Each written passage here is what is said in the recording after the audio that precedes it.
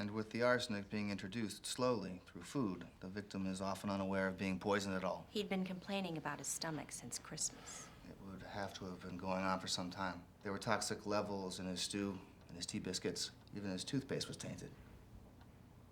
How do you explain this, Mrs. Pratt? You must have fell in there somehow on accident. Yet your food was uncontaminated. She killed Jerry, for God's sake.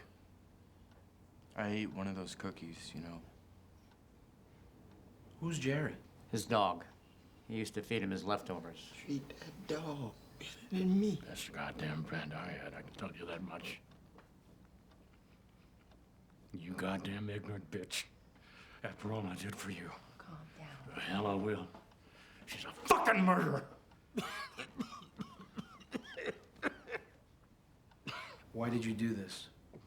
Poison him. Because if I used a shotgun, I'd have had to clean the mess up myself. I had all I could take of his abuse. Are you gonna arrest her or not, Sheriff? No.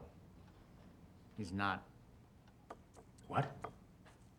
Come with me.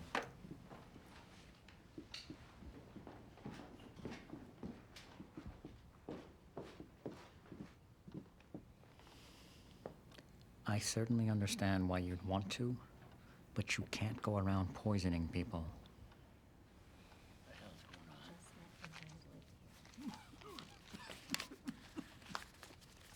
Take this and go far away. Change your name and don't come back. God bless you, sir. Bless you. And you be careful. Okay, it's not worth giving yourself a fit. You take this.